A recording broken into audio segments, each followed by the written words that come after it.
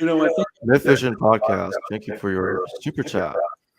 Dr. Walsh, do you think Jesus' hidden identity in Mark is working off Odysseus and Homer or something literary in the Aeneid?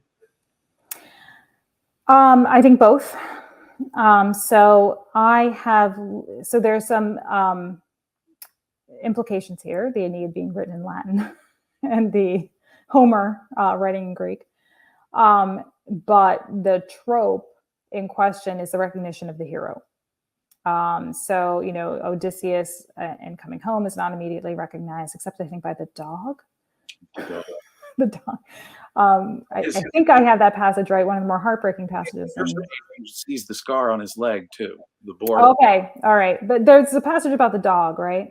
Yes, the dog. I think that one made me cry. The dog recognizes his master and then falls over dead. That's really I know, I can't. That's a hard story. It's brutal. That passage is brutal. As a dog person. So there's that, and then it's a trope within the work of Virgil, where for example, Camilla, and this is in the chapter that I mentioned previously that will be coming out in the next Quest volume, that's edited by Crossley and Keith. In Virgil, when a character like Camilla comes into the scene, the word that's used in Latin is akin to the Greek word thauma, which means wonder. And so whenever a hero comes into the scene and is not immediately recognized, usually the crowds around the hero are described as awestruck, as dumbfounded, as confused, bewildered. They don't recognize the hero. They ask each other, who is this person? And then the person leaves the scene, and there are some words where they're amazed or astounded to the point of just like being completely out of their minds. Like you say, you see different variations on this concept of wonder, and it's the exact language you have in Mark. So the thing that I argue in this forthcoming piece is that what the author of Mark is doing is tapping into that same motif that you find in Homer and that you find in Virgil of epic, where the hero is not recognized. So the thing we call the messianic secret, Jesus comes in, he performs his miracle. People go, who the heck is this guy? He performs a thauma. He performs what we call a miracle. People go, who is he? What is he doing? They're dumbfounded, they're astounded, and he leaves. At least the reason I leaned on Virgil more than Homer, but here I think it's Dennis MacDonald's work that's being referenced, and I think it's a very strong argument to go back to Homer. I'm sure Virgil's using Homer, right? But the reason I lean on Virgil more than Homer, yes, Virgil's definitely using Homer. He's definitely using Homer. Yeah. The reason I lean on Virgil a little more is just because the subversive figure. Camilla is a woman and a warrior, and she's not supposed to be that. And Jesus is a Messiah who dies, right? So this idea of the subversive figure causing confusion, or the hero causing confusion, and then couple that with passages about not being recognized in your hometown, etc. I think that that's a literary trope, but the theological argument about messianic secret, I think, has thrown us off that literary trope for some time. Well, there are parts in Mark where Jesus says to the disciples, I talk to everyone else in parables, and I talk to you behind the scenes. I tell you all the truth, but I tell them so that they won't be saved, and I'm going to tell you so you will be saved. Where there's other places where Jesus says he performs a miracle. He says, "Shh, don't tell them that I did this miracle. Keep it under wraps." And so that builds up to the point where someone says, "Well, is there a theme here of a messianic secret? Is Jesus keeping this a secret?" Yeah, no, and I understand that's a distinction in that particular argument, but I think that it explains. I think by leaning on the messianic secret as an explanatory model for that structure of the gospel, that's the kind of thing, by focusing on theology, that throws you off the scent of what is being asked in this question, which is, is the gospel author working off of some literary trope they learned, a motif somewhere? What are they alluding to, right? And so then you can start to ask more questions about, like, well, what's up with this guy? Like, why is he writing this in the first place? It can't just be about the community, right? And then it's back to the thing about, like, well, how do we reconstruct early Christianity? Is it the people who had no idea who this guy was and then he walked away? Like those are your early Christians. It's literary. Right. Yeah. It's literary. That's the answer. Yeah. Gettysburg, the Maniac, thank you for your super chat. Jesus' trial in Mark, he is accused of blasphemy. Is this a mistake Mark received from an oral tradition incorporating scriptures from the Septuagint? See, I wish I knew more about the actual historical trial and execution of Jesus. And the problem is that the Gospels, I'm not sure, are reliable in that regard. They don't agree. I wish I knew more. That there may have been aspects of that played a part in it. The thing that I think I'm most confident of is Jesus tends to be an apocalyptic, and the titulus says King of the Jews. So I think, and we have this whole lineage from David being, even Paul says he's of the seed of David, which is early, which suggests to me that maybe the historical Jesus was killed for claiming to be the descendant and heir of David, the rightful king of the Jews, and may have been part of an apocalyptic movement, which was certainly associated with the rebels. I think that those are the things that may have gotten him in trouble with the Romans. But the priesthood was working with the Romans, and that kind of stuff would get you in trouble with the high priest just as much, maybe, or even more, because they're so afraid of the Romans, with them as well as the Romans. So. I think it's so none of the Gospels agree on this. I think it's Luke has both of them. I think he has blasphemy and like sedition. And then I can't remember off the top of my head. I made a chart once. I kind of wish I had my chart. But they don't agree. And sometimes it's, political rebellion, and sometimes it's blasphemy. And so I think it's internal to the text and the understanding of the author in question, what they're setting up, right? So right. I'm not sure if it's a mistake from oral tradition as much as it's actually kind of I was sort of struck for a moment by saying, I have to look up the charge of blasphemy and what it meant historically. I think the gospel writers probably needed to too. Right? So I think it may be internal to however they structured their narrative. They picked one or the other, but it's not like we have, a solid tradition that it was one, or a solid oral tradition that it was one particular charge that was then altered by a gospel author or something like that. Maybe both were. But it's hard. He wrote a little horse and a donkey at the same time in one of the gospels. So there's one way to translate it. I'm sure. Maybe he was laying down, so half of his body was. Well, I always pictured on one, the other half on the other. I don't know. But the truth is, we really don't have good historical reports of the trial of Jesus. The priesthood may well have been involved.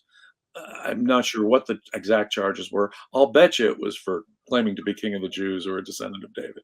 That's all. Again, the death was a Roman execution. Right. The death was a Roman execution, and they perceived him as a threat. So when there's all this pro-Roman political cleanup, that's a post-event thing. That's going to happen decades later, in my view. Jesus' original followers wouldn't have been motivated to present Jesus in that way. Gettysburg Demoniac, thank you for another super chat. Where does Mark get his narrative outline, and does this obscurity shed light on what Mark knew about the historical Jesus? Papias. Oh, sorry, it's hard to know. Papias indicates that Mark, we don't even know that Papias is talking about our Mark. But let's assume that the reference to Papias is about our Mark. He says he was aware of logia of Jesus before, oracles of Jesus written in Hebrew by Matthew. And there's a John the Presbyter logia, and there's an Aristion's logia. So there were written materials that existed before Mark, if that's what Papias is talking about. And let me suggest that it's to those written materials that we should look for sources for Mark. But without having those sources, it's hard to know how creative each of the gospel writers were, except by comparing their overlaps and their contradictions. So I wish I knew more, but there's a bunch of the question is I don't think we really have enough information to know. I would recommend everybody take a look at Dan Alucci's article that I mentioned earlier on Pac-Man and the anonymous source idea, because he does go through Papias and he goes through Tertullian later, and the nature of our evidence for when we first see evidence of the Gospels being referenced, and when they finally get the titling later on. Again, Jeremiah Coogan's work is important here too. But the thing is, it seems that there was just kind of a general statement about there's a gospel out there, and it's not exactly clear what that is. It's not clear that even if it's something that we would recognize as, say, Mark, or relevant to Mark, there's no way for us to really reconstruct that, which is a nuisance, obviously, for us in the field, but keeps me in a job. Employment for scholars. Yeah, so I'm not complaining. But I would say this, my recommendation for how to get at it is kind of twofold. One is, I think, as I mentioned before, I'm convinced that Mark knows some aspect of Paul's letters. When I say that, I think there's a tendency to imagine that I mean he has, Thessalonians to Romans in front of him. I don't mean that. I think that his letters probably circulated outside of communities among literate elites, maybe 2-3 pages at a time. Here, I would also recommend the work of Anne-Marie Leyendyke at Princeton on this question. She works on Oxyrhynchus and on material evidence of papyri and things along those lines. And she has a piece in Karen King's Festschrift on this, where I think a couple of pages of Paul were found in somebody's library at Herculaneum. So I think we have to think about it in those terms potentially, but I think the author of Mark is at least familiar with the Pauline construction of things like Stoicism and Stoic physics. And I think that what you get in Mark, and maybe I'm back to speculating wildly about Mark, but you get kind of an idealized version of what Paul describes as his activity embodied by Jesus. You get an interpretation of Jewish law. You get pneumatic demonstrations, what we would call miracles. You get a history of Jesus that more or less corresponds with the sort of the narrative outline provided by Paul for what we would call the historical Jesus, which is pretty sparse, but it's there, including things like what I would call, or what we often call, the Last Supper. Paul claims that resurrected Jesus told him about that. So, you have a combination of what we call historical Jesus and resurrected Jesus funneled into, again, what you might call a narrative outline, I think, in the Gospel of Mark. And then whether any other materials came from any of the other sources that you've cited, that's TBD. It's Bird Money. I thank you for your super chat. Did the Gospels original readers understand the text to be fictional? And if so, why did the readers later believe these things literally happened? Wow, what a great question. Dominic Crossan has a famous line, right? It's not that we're so smart as to treat the literal as allegorical. We're dumb enough to treat the allegorical as literal. It could be that the gospel authors themselves, that being literary constructions, and this reminds me of Jacob, our discussion with Bart Ehrman earlier this week, where he talks about forged and how much of the New Testament is just flat out forged, at least in terms of who it's claiming to be authored by and its context. So we have to bear in mind that there was pseudo epigrapha of Paul and Peter being developed in the 2nd century at the latest. And also bear in mind that there's what appears to be allegory going on within. I mean, Jesus taught in parables, and it does sometimes strike one that the stories we're told about Jesus are themselves parables. And so it could be that the gospel writers themselves saw it as true, but allegorically true, being influenced by Philo, among others, on allegory, for example. But I'm not sure that it wasn't intended to be taken as literal by listeners and others who might become aware of it, even from the outset. For example, the pseudo-epigrapha was meant to be believed to have been written by Paul, and the pseudo-petrine by Peter, when it wasn't. So there's some, I think, on purpose fraud, some allegory, and to what extent they expected the listener or reader to believe it to be true, I'm not sure. I think that our modern constructions of fiction and nonfiction and history are probably not great measures of reception or understanding in the ancient world. I think they help, but I don't think that there's a one-to-one corollary to how that would have been conceptualized. Meaning, and actually here I have the title of a book, and a book that I can recommend by Bowersock called Fiction is History, which I found informative at various points in my career. In antiquity, there's no way to confirm anything, really, in the strict sense.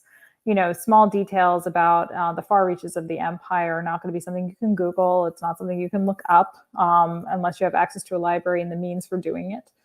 I'm actually thinking about, I saw a viral tweet where somebody said, like, before Google, how did you know something was true? And someone said, you didn't. Like, your aunt told you something that was crazy and wrong, and you carried that information for 20 years. Like, you just thought it was correct. Most families, come on. yeah, but it's true. So there was a little bit, the way that we, especially the way that we, we train our students. It's and how journalism is supposed to work. You have more than one source, and it's verifiable, and you write books with footnotes, and you can trace back the information, and you can prove it, or you get sued, right? Or you don't copy someone, or you get sued. Those structures just didn't exist. And so I think people had a healthy appreciation and were able to suspend, or at least hold in tension both things at the same time. Probably Alexander wasn't born of a snake.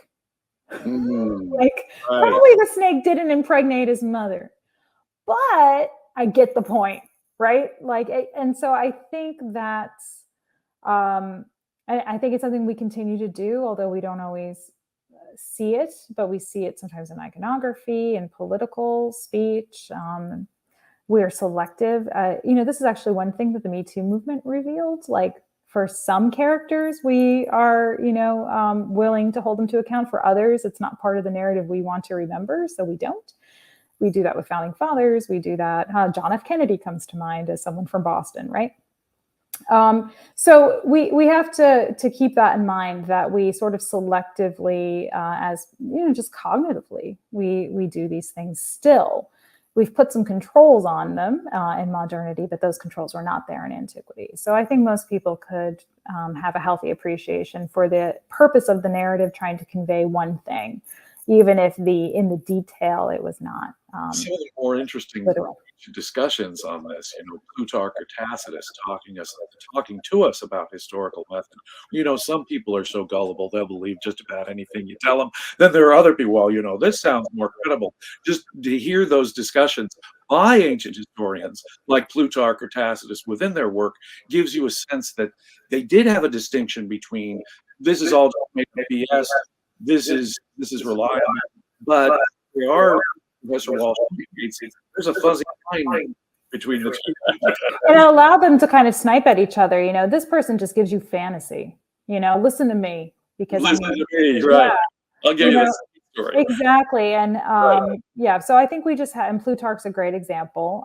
So I think we have to keep these things in mind. that, audiences, we have to do a couple things. We have to respect them enough to understand that they wouldn't necessarily take everything literally. Some might, but they might not necessarily have done that. They would have understood the purpose behind certain kinds of claims. But we also can't treat them all as a monolith. I was on a ride at Disney World once where a woman thought that the dinosaurs were real. So, you just, there's a spectrum. As we said earlier, ways people understand this material. Philo made a whole method of this. I mean, Philo would tell the story from Hebrew scripture, and he wouldn't deny the literal reality in most cases, but he would, in addition, give an allegorical interpretation to it. So there's an allegorical truth on something that he believes is probably true historically, and there's a fuzzy line in between. But he's using allegory as a method for understanding what was a historical report from his literature. And like anything, when there are multiple layers like that, some people will take some aspects literally, some people will understand the allegory, some people will want to accept certain facts about the biography of a character, some people will not. Some people will, understand certain more fantastic elements as real, and some people will not. And this is something that scholars have debated forever. Did the Greeks actually think that there was a guy throwing thunderbolts or not, right? So this is something that we have been debating, and we cannot claim uniformity for the reception of these things, but we can understand, again, back to these literary producers, right? These elite literary producers, we can understand their objectives. Yeah. It does seem when I'm reading Josephus, and Josephus says, I had this prophetic dream that told me Vespasian was going to be the emperor even before he was emperor. Or he tells us in all credulity a story of how a Jewish exorcist performed an exorcism before the emperor Vespasian and himself. And he reports it with perfect credulity. And so you wonder, okay, here's a historian telling us that he had prophetic dreams. Now that seems to me to be probably a lie. I had this prophetic dream and I want you to believe that I had this prophetic dream, which is probably just propaganda. But then you run into the problem of Paul, right? Right. Which sometimes my students struggle with this too, because we'll read a variety of texts where they'll see that kind of prophetic dream and claims about, divination. And here I'll recommend the work of Jennifer Isle on Paul and divination as well.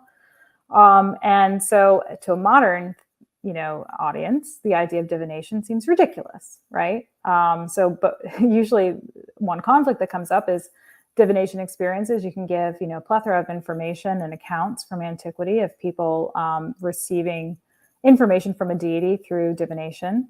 And that will seem ridiculous, right? Or those ancients, isn't that quaint? And then you say, and then Paul told you about the Last Supper the same way.